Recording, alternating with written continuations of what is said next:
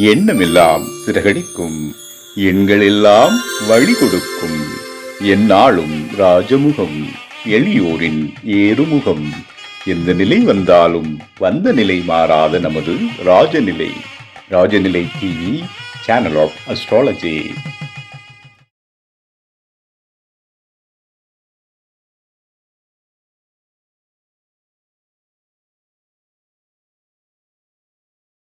அருள்பெருஞ்சோதி அருள்பெருஞ்சோதி தனிப்பெரும் கருணை அருள்பெருஞ்சோதி. மாதா பிதா குருமார்களை வணங்கி பிரபஞ்சங்களையும் நவகிரகங்களையும் பஞ்சபூதங்களையும் வழங்கி நமக்கு இன்னைக்கு இங்க நிற்க வாய்ப்பு கொடுத்த நம்மளோட ஆசான் ராஜசேகர் சார் அவர்களுக்கும் நம்மளோட மருதமலை குருஜி அவர்களுக்கும் நம்மளோட மனமார்ந்த நன்றியும் வணக்கத்தையும் தெரிவிச்சு நம்ம இன்னைக்கு நிகழ்ச்சிக்கு போலாம். 2026 வரப்போற தமிழ் வருட பிறப்பு கன்னி ராசிக்கு அல்லது கன்னி லக்னங்களுக்கு எப்படி இருக்கு அப்படின்னு நம்ம ஒரு பார்வை பார்க்கலாம். கன்னி அப்படின்னாவே ஒரு கலங்கரை விளக்கம்னு சொல்லலாங்க, ஒரு வழிகாட்டி. ஓகேங்களா? அது அந்த காலபுருஷ தத்துவத்துல 6ஆம் இடத்துல இருந்தாலும் அந்த காரண ராசி, அதாவது இந்த எப்படி சொல்லலாம், ரெட்டப்பட ராசின்னு கூட சொல்லலாம், அது காற்று ராசின்னு சொல்லலாம். அதோட அதிபதி வந்து புதன் அப்படின்னு சொல்லலாம். ஒரு கலங்கரை விளக்கம் அப்படின்னா ஒருத்தனுக்கு வழிகாட்டுறது அந்த கன்னிலக்கணத்தோட ஒரு ஸ்பெஷல்னே சொல்லலாம். கன்னிலக்கணம் புதனோட அதிபதியா இருக்கனால அவங்களோட குணாதிசயங்கள் எப்படின்னா ரொம்ப அறிவாளியா இருப்பாங்க, ரொம்ப ஒரு புத்திசாலித்தனத்தோட அவங்க செயல்படுவாங்க. ஏன்னா புதனாவே ஒரு யூனிக் செயலா, ஒரு யூனிக்கா இது பண்ணுவாங்க. எப்படி ஒரு விஷயத்தை ஆராயணும், சுறுசுறுப்பா செய்யணும், எப்படி வேகமா செய்யணும் அப்படிங்கறத புதன் பகவான் தான் கத்துக்கணும். ஏன்னா புதன் வேகமா போகக்கூடிய கிரகம். அதே மாதிரி அறிவாளியும் சேர்ந்து, அறிவாளி அவசரம் நுணுக்கம் எல்லாம் சேர்ந்து புதன்கிட்ட கத்துக்க வேண்டியது. ஏன்னா புதன்னா கணக்காளன் அப்படிங்கிற அர்த்தம். அந்த வீட்லயே உச்சமாகிற கிரகம், தன் வீட்லயே உச்சமாகிற கிரகம் புதன் மட்டும்தாங்க. அப்ப கன்னிராசிக்காரங்க உண்மையாவே ஒரு அதிர்ஷ்டசாலின்னு சொல்லலாம். இருந்தாலும் அந்த புத்திசாலி, திட்டமிடுதல், செயல்படுத்துதல், ஒரு வழிகாட்டி, உழைப்பாளி, இதெல்லாம் இருந்தாலும் கன்னி லக்னம் அப்படிங்கிற கன்னி ராசி, லக்னம் எது வேணாலும் எடுத்துக்கலாம். காலபுருஷனுக்கு அது 6ஆம் வீட்டுல இருக்கனால அந்த இடத்துல பல சோதனைகளை நீங்க சந்திச்சுதான் உங்க வாழ்க்கையில முன்னேற வேண்டிய சூழ்நிலை இருக்கும். ஏன்னா 6 அப்படின்னா அங்க வெற்றியும் இருக்கு, பம்பு வழக்கு பிரச்சனை எல்லாமே இருக்கு. ஓகேங்களா? அந்த 6 அப்படிங்கிறப்போ நம்ம ஒரு ஒரு சிரமத்தை, ஒரு கண்டத்தை கடந்து அடுத்த லெவலுக்கு போற மாதிரி டக்குன்னு உங்களுக்கு எல்லா விஷயம் ஈஸியா கிடைச்சிடாது. ஒரு சிரமத்தை கடந்து அந்த விஷயத்த நீங்க போய் அடையிற வேண்டியதா இருக்கும். அது ஒரு பெரிய சந்தோஷம் தான். டக்குன்னு கிடைச்சிட்டா அதோட விஷயம் நமக்கு ஒரு வலிமை என்னன்னு தெரியாது. நம்ம கொஞ்சம் அதோட சோதனை அனுபவிச்சு அதை அடுத்த லெவலுக்கு போறப்ப அதோட பிரச்சனை என்னன்னு நமக்கு தெரியும். அதோட முழு பலனை நம்ம அனுபவிக்க ரொம்ப சந்தோஷமா இருக்கும். ஓகேங்களா? இது கன்னி லக்னத்தோட ஒரு குணாதிசயங்கள். இப்ப கன்னி லக்னத்துக்கு 2ஆம் வீடு அப்படிங்கிறப்ப துலாம் வீடு. அந்த துலாம் அப்படிங்கிறது காலபுருஷனுக்கு 7ஆவது வீடா வரும். அந்த 7 அப்படிங்கிறது அங்க சனி பகவான் நீசமாகறாரு. அங்க வந்து உங்களோட திருமண வாழ்க்கை அப்படிங்கிறப்ப ஒரு சிரமத்தை கொடுத்து அதுக்கப்புறம் ஒரு சந்தோஷத்தை கொடுக்குங்க. ஒரு சிலருக்கு திருமணம் ஆனதுக்கு அப்புறம் உங்களுக்கு பொருளாதார முன்னேற்றத்தை கொடுக்கும். ஆனா திருமணத்துக்கே சிலர் போராடுவாங்க. போராடி ஒரு பொண்ணு கிடைச்சி திருமணம் ஆனதுக்கு அப்புறம் இந்த பொண்ணை கட்டினதுக்கு அப்புறம் இந்த பையன் நல்லா வந்துட்டாப்பா, இந்த பொண்ணை கட்டினதுக்கு அப்புறம் எங்கேயோ போயிட்டான், ரொம்ப சின்ன லெவல்ல இருந்தாப்படி ஏதோ ஒரு தொழில் பண்ணாப்படி நல்ல லெவலுக்கு போயிட்டாப்படி அப்படின்னு சொல்லுவாங்க. இல்ல இந்த பையனை கட்டினதுக்கு அப்புறம் இந்த பொண்ணோட வாழ்க்கை ஃபுல்லா அப்படியே திருப்பி போட்ட மாதிரி நல்லா ஆயிடுச்சுங்க அப்படின்னு நிறைய பேர் நம்ம சொல்லி கேள்விப்பட்டிருக்கோம். அந்த மாதிரி கன்னிலக்கணக்காரங்களுக்கு 2ஆம் வீடு வந்து துலாமா இருக்கனால திருமணம் ஆனதுக்கு அப்புறம் உங்க வாழ்க்கை மேலும் மேலும் சிறப்படைங்க. கன்னிலக்கணத்துக்கு 3 அப்படிங்கிறப்ப நம்ம வந்து விருச்சிக வீடு. விருச்சிகம் அப்படின்னாவே அது வந்து ஒரு கிணறு சம்மந்தப்பட்டதை எடுத்துக்கலாம். அந்த பாலடைச்சி கிணறு, நல்ல தண்ணி கிணறு, குடி தண்ணி கிணறு, அதோட டெஃபினிஷன் நிறைய சொல்லலாம். அங்க என்ன இருக்கு அப்படின்னு நமக்கு வந்து ஒரு ரகசியம்னே எடுத்துக்கலாம். ஏன்னா காலபுருஷனுக்கு 8ஆவது வீடு ஒரு ரகசியம்னே எடுத்துக்கலாம். அங்க வந்து உங்களுக்கு அது 3, 8 கனெக்டிவிட்டி வர்றதுனால அந்த ஒரு ஜோதிடர்களா நிறைய இந்த கன்னிராசி கன்னிலக்கணத்துல இருப்பாங்க. 8ஆம் வீடு அப்படிங்கிற அந்த ரகசியத்தை உடைச்சி எறியணும், அதுக்குள்ள என்ன இருக்கு அதை பார்த்து நம்ம வெளியில சொல்லணும் அப்படிங்கிறது உங்களோட எண்ணம், ஆற்றல், எழுத்து, உங்க திடகாத்திரம், உங்களோட சகோதரத்துவம், அதுல இருக்கிற எல்லா ரகசியங்களையும் நீங்க எடுத்து வெளியே எரிஞ்சிருவீங்க. இதுதான் இதுதான் அப்படின்னு நீங்க டக்கு டக்குன்னு அதை புரிஞ்சு செயல்படுவீங்க. இதான் உங்க 3ஆம் பாட்டோட இருக்க ஒரு பிளஸ் வந்து இதாங்க. அது காலசக்கரத்துக்கு 8ஆம் வீடா இருந்தாலும் அது உங்களுக்கு 3ஆ வேலை செய்யறதுனால அதுக்குள்ள இருக்கிற மைனஸ் எல்லாம் நீங்க உடச்சி எறிகிற திறமையும் பக்குவத்தன்மையும் உங்களுக்கு இருக்கு. ஏன்னா புதனோட அதிபதி இல்லையா நீங்க, அதனால அந்த பக்குவத்தன்மை உங்களுக்கு இயற்கையாவே கடவுள் வந்து கொடுத்திருக்காரு. இப்ப 4 அப்படிங்கிறப்ப தனுசு வீடா வரும். தனுசு அப்படின்னாவே நம்ம இருக்குல்ல ரொம்ப ஒரு ஸ்பெஷலான ராசி. ஏன்னா காலச்சக்கரத்துக்கு 9ஆவது வீடு குரு பகவானோட வீடு. குருனா நமக்கு வந்து ஒரு தெய்வீக ஆற்றல் கிடைக்கும் அப்படிங்கிறா. அந்த வீடு வந்து உங்களுக்கு 4ஆவது வீடா வரனால உங்க அம்மா அப்படிங்கிறது ஒரு தெய்வீக தன்மையும் இருப்பாங்க. ஒரு உயர்குடியில பிறந்த ஒரு பெண்மணியா இருப்பாங்க. எப்பயுமே நீங்க வந்து அம்மாவை மதிக்கக்கூடிய நபரா இருப்பீங்க. அது இயற்கை உங்களுக்கு கொடுத்த ஒரு கொடை. எந்த ராசி லக்னத்துக்கு இல்லாத ஒரு பெரிய அற்புதம் வந்து கன்னி ராசிக்காரங்களுக்கு அல்லது கன்னி லக்னத்துக்காரங்களுக்கு உங்களோட 4ஆம் வீடு காலபுருஷனுக்கு 9ஆ வரனால அது தந்தை தாய் ஸ்தானம் தந்தை காரகத்துவம் வரனால அம்மா அப்பாவை போற்றக்கூடிய ஒரே ராசி வந்து கன்னி ராசியா தான் இருக்கு. நீங்க எப்பயுமே அது இயற்கையா போட்டுருவீங்க. ஓகேங்களா? இனிமேல் கன்னி ராசியில யாராவது எனக்கு தெரியாம எங்க அம்மா அப்பாவை கும்பிடலப்பா, நான் வந்து அவங்களுக்கு ரொம்ப மதிப்பு கொடுக்கல அப்படின்னு இருந்தா கூட அதை தவிர்த்துக்கோங்க. உங்களுக்கு வந்து ஒரு ஸ்பெஷல் என்னன்னா, அம்மா அப்பாவை நீங்க எப்பப்பெல்லாம் கும்பிட்டு வணங்கிட்டு அவங்கள்ட்ட ஒரு நல்ல பேர் வாங்கிட்டு ஒரு ஆசீர்வாதம் வாங்கிட்டு வெளியே போறீங்களோ அப்பெல்லாம் உங்க காரியம் ஜெயிக்கும். எப்படி ஜெயிக்கும்னா 1000% ஜெயிக்கும். கன்னிராசிக்கு இருக்கிற ஒரு ஸ்பெஷலே இதுதாங்க. ஓகேங்களா? இப்ப நீங்க எப்பயுமே அம்மா அப்பாவை நல்லா கும்பிட்டுக்கணும். அந்த அம்மா வகையில சொத்துக்கள்லாம் உங்களுக்கு கிடைக்க வரும். அப்பா வகை சொத்துக்கள்லாம் உங்களுக்கு கிடைக்க வரும். ஓகேங்களா? ஏன்னா அது குரு பகவானோட வீடு. அது 9 அப்படிங்கிறப்ப தந்தையும் குறிக்கும். இப்ப உங்களோட 5ஆம் வீடு அப்படிங்கிறப்ப மகர ராசி. உங்களுக்கு 5வது வீடு. ஆனா காலபுருஷ தத்துவத்துல வந்து அது 10வது வீடு. 5, 10 கனெக்டிவிட்டி அப்படிங்கிறப்ப உங்களுக்கு குழந்தை பிறந்ததுக்கு அப்புறம் தொழில் முன்னேற்றங்கள் அதிகமா போயிட்டு இருக்கும். ஓகேங்களா? குழந்தைகள் கொஞ்சம் தாமதமானாலும், ஏன்னா மகர வீடு அப்படிங்கிறப்ப அங்க செவ்வாய் உச்சம், கொஞ்சம் தாமதம் ஆனாலும் உங்களுக்கு குழந்தை பிறந்ததுக்கு அப்புறம் உங்களோட பொருளாதார வாழ்க்கையை ரொம்ப மென்மேலும் சிறப்படையும். இதுவுமே ரொம்ப ஒரு அதிர்ஷ்டசாலி தாங்க. ஏன்னா அது சனி பகவானோட வீடு இல்லைங்களா? அதனால 2வது இந்த காதல், ரசனை, உல்லாசம், சல்லாபம் இதெல்லாம் உங்களுக்கு அந்த ஈஸியா கிடைச்சிடாது. ஒரு கன்னிராசினா டக்குன்னு காதல் பண்ணிடுவாங்க. நிறைய பெண்களோட சபகாசம் இருக்கும். பெண்கள் கிடைச்சிடுவாங்கன்னா அது பொதுவா சொல்றது கன்னிராசிக்கு. ஆனா அப்படிலாம் கிடையாது. உங்களுக்கு 5வது வீடு காலபுருஷனுக்கு 10வது வீடா வரனால அவ்வளவு ஈஸியா உங்களுக்கு வந்து அந்த காதல், ரசனை, உல்லாசம் அதெல்லாம் உங்களுக்கு அவ்வளவு கிடைக்காது. கொஞ்சம் போராடிதான் கிடைக்கணும். குழந்தை ஸ்தானம் அப்படிங்கிறப்ப குழந்தை பிறந்ததுக்கு அப்புறம் உங்களுக்கு தொழில் முன்னேற்றம் சூப்பரா இருக்குங்க. ஓகேங்களா? 2வது உங்களோட 6வது வீடு. உங்களோட 6வது வீடு கும்ப வீடு. காலபுருஷனுக்கு அது 11வது வீடு. 6 அப்படின்னாவே வெற்றி ஸ்தானம் இருக்கு. 6 அப்படின்னாவே நோய் நொடி வம்பு பிரச்சனையே நான் ஃபர்ஸ்டே போகக்கூடாது. ஃபர்ஸ்ட் நமக்கு அங்க வெற்றி அப்படிங்கிற ஒரு ஸ்தானம் இருக்கு. உழைப்பு அப்படிங்கிற ஒரு ஸ்தானம் இருக்கு. ஏற்கனவே காலபுருஷனுக்கு 6வது வீடு தான் உங்களோட முதல் லக்னம். அது உங்களோட 6வது வீடு காலபுருஷனுக்கு 11 இருக்கிறப்ப ஒரு நல்ல உழைப்பாளி. யாருகிட்ட எப்படி பேசணும், எப்படி நடந்துக்கணும், எந்த தொழில் பண்ணா ஜெயிக்க முடியும், எப்படிலாம் வேலைக்கிட்ட ஒரு சாதுர்த்தியமா, ஏன்னா புதன் இல்லையா, சாதுர்த்தியமா வளைஞ்சு நெளிச்சு கொடுக்கறது, யாருகிட்ட எப்படி பேசினா வேலை நடக்கும் அப்படிங்கிற பேசி வாங்குற திறமையெல்லாம் உங்ககிட்ட இருக்குங்க. ஆரம்பம் உண்மையே உங்களுக்கு சிறப்பு தான். ஏன்னா 6, 11 காம்பினேஷன் ஒரு நல்ல அமைப்பு. அது கும்பராசி அப்படிங்கிறப்ப நல்ல அமைப்பு. ஓகேங்களா? 2வது உங்களோட 7வது ராசி. கன்னி லக்னம் கன்னி ராசிக்காரங்களுக்கு 7வது ராசி வந்து காலபுருஷனோட 12, அதாவது மீனம் விட வரும். மீனம் அப்படிங்கிறப்போ நம்ம கடல் சார்ந்து குருவோட வீடு எல்லாமே சொல்லலாம். ஆனா உங்களுக்கு 7, காலபுருஷனுக்கு 12 வருது. 12 அப்படிங்கிறப்போ திருமண வாழ்க்கையில ஒரு சிறு குறைபாடுகளை வைக்கிறாங்க. குறைபாடுகள், பிரிவு இதெல்லாமே கொடுக்குது. ஏன் அப்படிங்கிறப்ப அது காலபுருஷனுக்கு 12, உங்களுக்கு வந்து அது 7, அதாவது மூலத்திரிகோணம்னு சொல்லலாம். 1, 7 காம்பினேஷன் அப்படின்னு சொல்லலாம். அந்த 6, 12 ஒரு விரக்தியை கொடுத்துரும். கன்னி லக்னக்காரங்க கன்னி ராசிக்காரங்க. இது வந்து நான் பொதுவா இருக்கிற அந்த உங்களோட ராசிக்கான சூட்சமத்தை சொல்லிட்டு இருக்கேன். ஒரு சிலருக்கு விவாகரத்துல முடியும், ஒரு சிலருக்கு 2 திருமணத்துக்கு கொண்டு போயிடும். ஏன்னு கேட்டீங்கன்னா 9ஆம் அதிபதியான சுக்கிரன் காலபுருஷனோட 12வது வீடு மீனத்துல வந்து உச்சமாகறாரு. அப்ப அங்க 7, 9 காம்பினேஷன் ஆகிறதுனால திருமண வாழ்க்கையில ஒன்னும் முறிவை கொடுத்துருது. இல்ல திருமணம் வந்து 2 திருமணத்துக்கு கொண்டு போயிடுது. ஒரு சிலருக்கு மட்டும். ஒரு சிலருக்கு கன்னி லக்னக்காரங்களுக்கு திருமணம் பயங்கர போராட்டமா இருக்குது. இன்னுமே நிறைய கன்னி லக்னக்காரங்களுக்கு திருமணத்துக்கு பொண்ணு பார்த்துட்டே இருக்காங்க. பொண்ணு கிடைக்கிற பாடே கிடையாது. ஓகேங்களா? ஏன்னு கேட்டீங்கன்னா அது வந்து அந்த கன்னி லக்னத்துக்கு 7ஆம் வீடு காலபுருஷனுக்கு 12, 6, 7, 12 வர்றதுனால அந்த காம்பினேஷன் திருமணத்தை கொஞ்சம் இழுத்து போகுது. ரொம்ப தூரமா தள்ளி போகுது. இதுல என்ன ஒரு பிளஸ் அப்படின்னா, நீங்க சின்ன வயசுலயே கன்னி லக்னக்காரங்களுக்கு திருமணம் பண்ணிட்டீங்கன்னா அங்க சுக்கிரன் உச்சமாகறதுனால 9ஆம் அதிபதி 7ல உச்சமாகறதுனால 2 திருமணத்துக்கு கொண்டு போயிருது. அதனால நீங்க முடிஞ்ச வரைக்கும் திருமணம் லேட் ஆகுது அப்படின்னு கவலைப்படாம கொஞ்சம் கால தாமதம் மாதிரி பண்றப்ப அது ஒரு திருமணத்துக்கே கொண்டு போகுது. இது ரொம்ப ஒரு ஸ்பெஷலானதுதான். அதனால கன்னி லக்னக்காரங்க திருமணத்துக்கு லேட் ஆகுது அப்படின்னு கவலைப்பட வேண்டாம். அது 2 திருமணத்துக்கு போகாம ஒரு திருமணம் பண்ணதே சால சிறந்ததா இருக்கும். ஓகேங்களா? இப்ப உங்களோட 8ஆம் வீடு மேசம், காலபுருஷனுக்கு 1. அது 1 அப்படிங்கிறப்ப நீங்க ஒரு 8, 1 காம்பினேஷன் அப்படிங்கிறப்ப தலை சார்ந்த பிரச்சனைகள் கொஞ்சம் இருக்கும். டக்குன்னு ஒரு முன்கோவப்பட்டுருவீங்க. அந்த மேஷம் அப்படிங்கிறது அந்த கண்ணு பிரச்சனைலாம் உங்களுக்கு இருக்கும். அப்பப்ப கண்ணு பொங்கிறது, கண்ணு வலி வந்துடுறது இதெல்லாம் இருக்கும். கண்ணு ஆப்ரேஷன் பண்ண வேண்டியது, கண்ணாடி போட வேண்டியது இதெல்லாம் இருக்கும். இல்லையா? தலை பிரச்சனை, ஓவரா டென்ஷன் ஆகி ப்ரெஷர் ஏறி அப்பப்ப ஒரு மாதிரியா உட்காந்துக்கிறது இதெல்லாமே உங்களுக்கு அந்த 8ஆம் பாவத்துல கொடுக்கும். அதெல்லாம் தகர்த்து எரிஞ்சிட்டு வர்றவங்க தான் கன்னி ராசிக்காரங்க. கன்னி ராசிக்காரங்க எப்பயுமே போராட்டம். ஏன்னா லக்னமே 6ஆ இருக்கிறதுனால எப்பயுமே போராட்டம் இருக்கு. ஆனா எல்லாத்தையும் தாண்டி தூக்கி எறிஞ்சிட்டு நம்ம வந்துருவோம், ஜெயிச்சிருவோம், ஜெயிச்சிட்டே இருப்போம் அப்படின்னு ஓடிட்டு இருக்கிறதா உங்களோட கன்னிராசியோட ஸ்பெஷலுங்க. ஓகேங்களா? இப்போ உங்களோட 9வது வீடு காலபுருஷனோட 2வது வீடு. 2, 9 காம்பினேஷன் சூப்பர் காம்பினேஷன். பொருளாதாரத்துக்கு எப்பயுமே ஒரு வலு சேர்த்துட்டு இருக்கிறது இந்த 2ஆம் பாவம். 2ஆம் பாவனே பொருள் பாவம். உங்களோட 9 அப்படிங்கிறப்ப நிதி அப்படிங்கிறது 9ஆம் பாவம். உங்களோட பெரிய நிதி இருக்கிறது ரிஷபராசி. அப்ப உங்களுக்கு அந்த பொருளாதாரத்தை கொடுத்துட்டே இருப்பாங்க. சுக்கிர பகவான் உங்களுக்கு உதவி செஞ்சுட்டே இருப்பாரு. ஓகேங்களா? பொருளாதாரத்தை பத்தி எந்த ரிஸ்க் இல்ல. ஏதாவது பொருளாதாரத்தை ரிஸ்க் வருது அப்படின்னா உங்களோட சுய ஜாதகத்துல தசாபுத்திகள் வீக்கா இருந்தா மட்டுமே அந்த இடத்துல பாதிக்கும். ஓகேங்களா? கோச்சாரமும் உங்களோட ஸ்பெஷலான இது அப்படிங்கிறப்ப உங்களோட பொருளாதாரத்துல எந்த மைனஸும் வராது.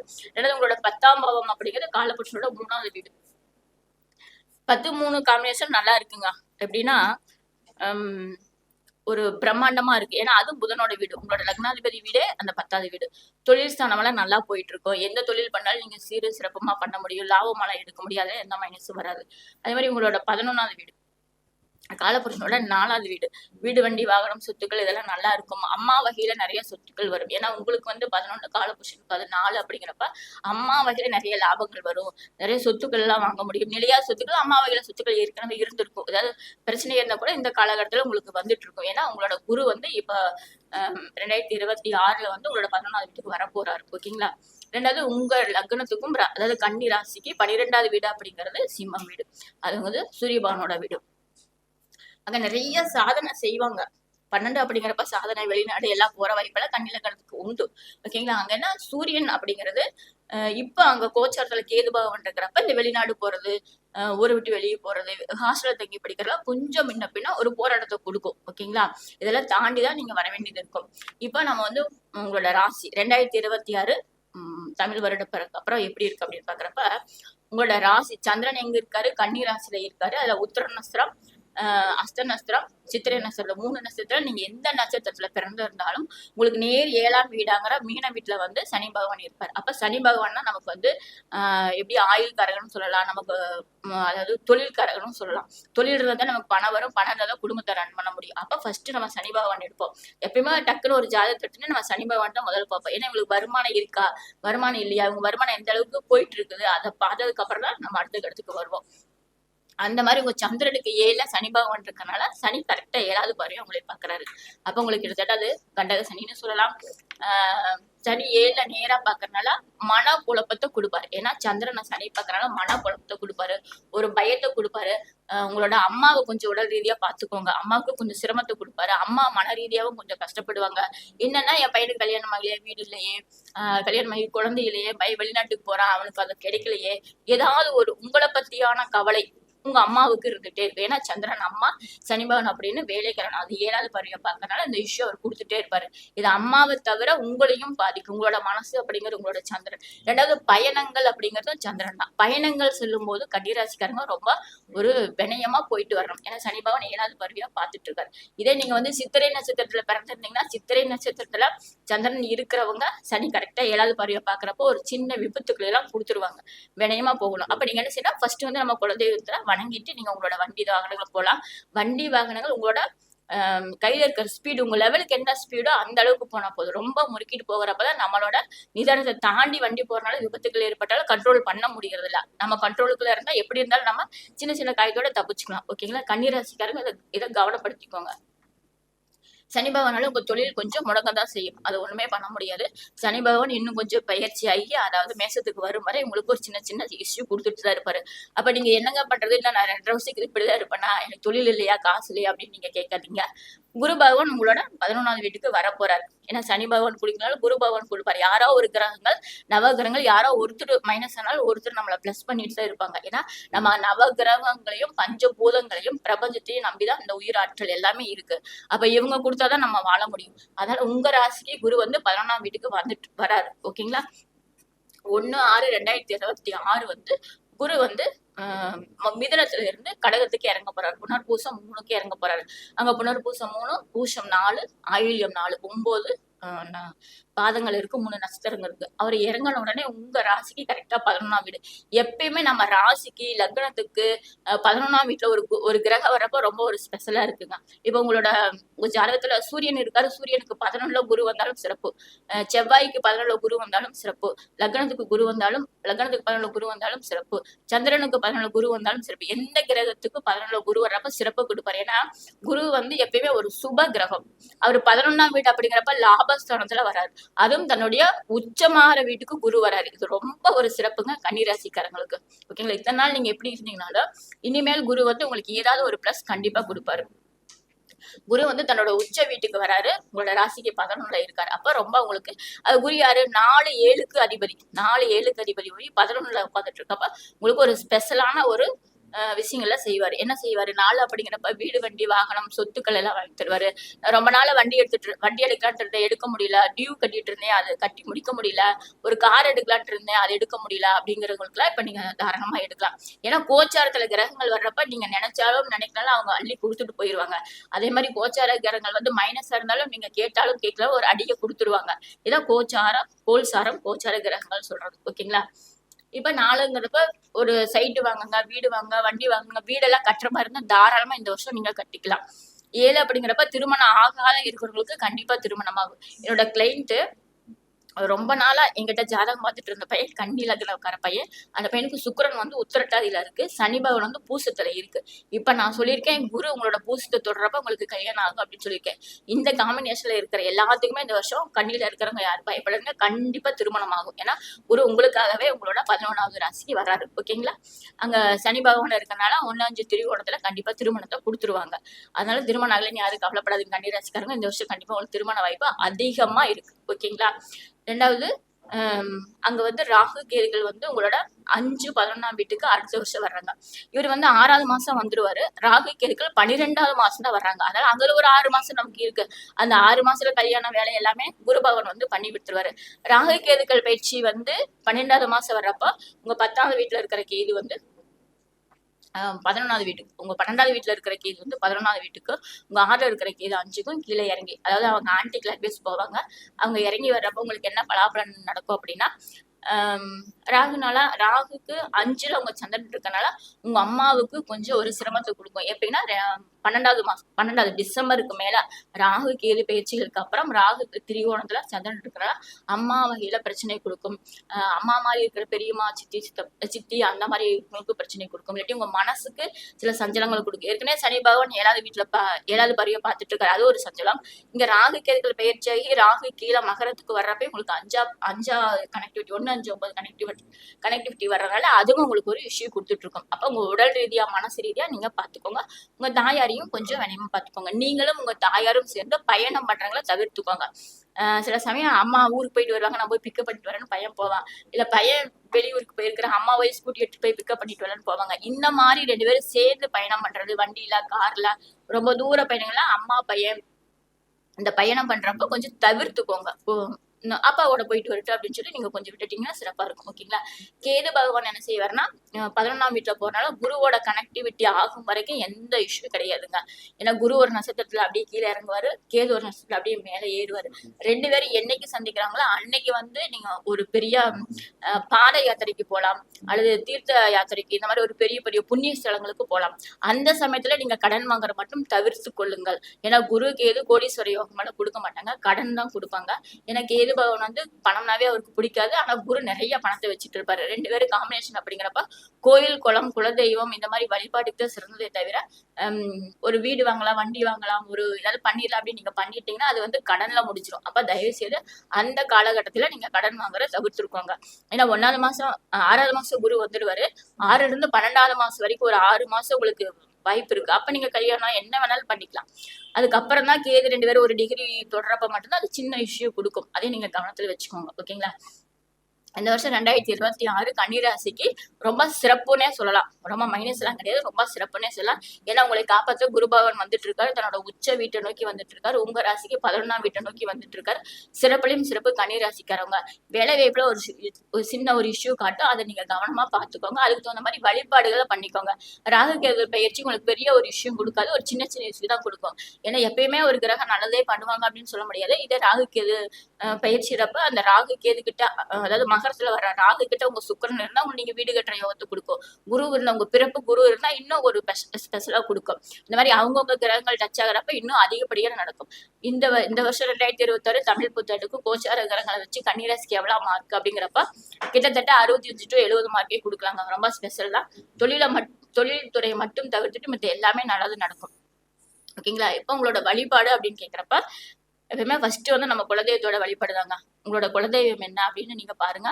குலதெய்வம் தெரியாதுங்க, அந்த குலதெய்வத்தை கண்டுபிடிச்சு குலதெய்வத்தை ஒரு குளிர்ச்சி பண்ணுங்க. போனமா கும்பிட்டோமா வந்தமான்னு இல்லாம நல்ல மாதிரி ஒரு குலதெய்வத்தை வணங்குங்க, ஒரு குளிர்ச்சி பண்ணுங்க, வணங்குங்க. கன்னிராசிக்கு ரொம்ப ஒரு ஸ்பெஷலான விஷயம் அப்படின்னா தாய் தந்தைய நல்ல மனசார வணங்குங்க. எங்க அம்மா மாதிரி உலகத்துல எனக்கு யாருமே இல்லப்பா, எங்க அப்பா மாதிரி எனக்கு யாருமே சொல்லித்தரலப்பா, என்னோட அம்மாவும் எங்க அப்பாவும் தான் எனக்கு கடவுள்களை விட ஒரு வழிகாட்டி, மேன்மையான வழிகாட்டி அப்படின்னு நம்புங்க. அவங்கள வணங்குங்க, அவங்களுக்கு வேணுங்கிறத வாங்கி கொடுங்க, அவங்க சந்தோஷமா வச்சுக்கோங்க. அதே உங்களுக்கு 1000 செலவுல ஒரு நன்மையை கொடுக்கும். கன்னிராசிக்காரர்களுக்கு இன்னைக்கு மட்டும் இல்லை, என்னைக்குமே நீங்க தந்தை தாயை வணங்குறப்ப உங்களுக்கு ஒரு ஸ்பெஷல் லிங்க் உங்களுக்கு கிடைக்கும். ஓகேங்களா? ரெண்டாவது நீங்க அன்னதானம் கொடுங்க, குலதெய்வத்து கோயில் போங்க. தானத்திலேயே சிறந்தது அன்னதானம் சொல்றாங்க. அதனால நீங்க அன்னதானத்தை கொடுங்க. அன்னதானம் அப்படிங்கிறது சனி சந்திரன், அதாவது விழிப்புணர்வுன்னு கூட சொல்லலாம். 7வது பருவ சந்திரனை பாக்குறாரு இல்லையா? சனி இன்னும் 2.5 வருஷத்துக்கு அங்கதான் இருக்க போறாரு. அப்ப இது புணர்வுனே சொல்லலாம். சனி சந்திரன் பார்வை புணர்வுனே சொல்லலாம். அப்ப முடிஞ்ச வரைக்கும் தயிர் சாதம் கொடுங்க. திங்கக்கிழமை அல்லது சனிக்கிழமை கொடுத்தீங்கன்னா சந்திரன் ஓரையில கொடுங்க. திங்கக்கிழமை கொடுத்தீங்கன்னா சனி ஓரையில கொடுங்க. எங்க போய் கொடுக்கறனா ஒரு நல்ல அம்மன் கோவில், அலங்காரமா இருக்கிற அம்மன் கோயிலும், ஊர் பக்கத்துல மாரியம்மன் இருந்தா கொடுங்க. கருமாரியம்மன் வேண்டாம், மாரியம்மன் கோயில் அழகா இருக்கிற அம்மன், அதாவது ஹார்ட் இல்லாம ரொம்ப சாஃப்டா இருக்கிற அம்மன். ஏன்னா சந்திரனாவே நம்மளோட பெத்த அம்மா ரொம்ப சாஃப்டா தான் இருப்பாங்க, எப்பயும் கடுமையா இருக்க மாட்டாங்க. பத்திரகாளி, கருங்காளி அந்த மாதிரி அம்மனுக்கு போகாம மீடியமா இருக்கிற அம்மன் கோயில், சிவசக்தி அந்த மாதிரி சாஃப்டா இருக்கிற அம்மன் கோயிலுக்கு இந்த மாதிரி தயிர் சாதம் கொடுக்கறது உங்களுக்கு சிறப்பையும் சிறப்பை கொடுக்கும். ஓகேங்களா? ஏன்னா சனி பகவான் தயிர் சாதத்துக்கு ஒரு காம்பினேஷன் இருக்கு, அவர் கொஞ்சம் வீரியத்தை குறைச்சிக்குவார். ஓகேங்களா? ரெண்டாவது குலதெய்வ கோயில் வழிபாடு, இந்த அன்னதானத்தை கொடுங்க, அம்மா அப்பாவை வணங்குங்க. யாராவது கோயில் கட்டுறோம் அப்படின்னு சொல்லி உங்க வீட்டுக்கு வந்தாலோ, உங்க காதுல விழுந்தாலோ, இல்ல ஒரு ரசூதி கொடுத்தாலும் அந்த கோயில் கட்டுறதுக்கு முடிஞ்ச வரைக்கும் உங்களால ஏதாவது கொடுங்க. ஏன்னா குரு 11 இருக்கிறதுனால கோயில் கட்டுறதுக்கு ஏதாவது உதவி செய்யறப்போ ஒரு சிறப்பா இருக்கும். ஒரு செங்கல் வாங்கி கொடுங்க, இல்ல ஏதாவது உங்களால முடிஞ்சதை கொடுங்க. இல்லாட்டி ஒரு நாள் போய் ஒரு வேலை செய்யுங்க, இல்ல ஒரு அரிசி கிரிசி அன்னதானத்துக்கு வாங்கி கொடுங்க. கோயில் கட்டுறதுக்கு ஒரு கும்பாபிஷேகத்துக்கு ஏதாவது ஒரு பொருள் நீங்க அவங்களுக்கு கொடுக்குறப்ப உங்களோட ராசியை இன்னும் மென்மேலும் வளர முடியும். 2026 கன்னிராசிக்கு சிறப்பிலும் சிறப்பு என சொல்லி எனக்கு வாய்ப்பு கொடுத்த என்னோட ஆசன் ராஜசேகர் சார் அவர்களுக்கும், ஆசன் மருதுமலை குருஜி அவர்களுக்கும் என்னுடைய நன்றி வணக்கம்.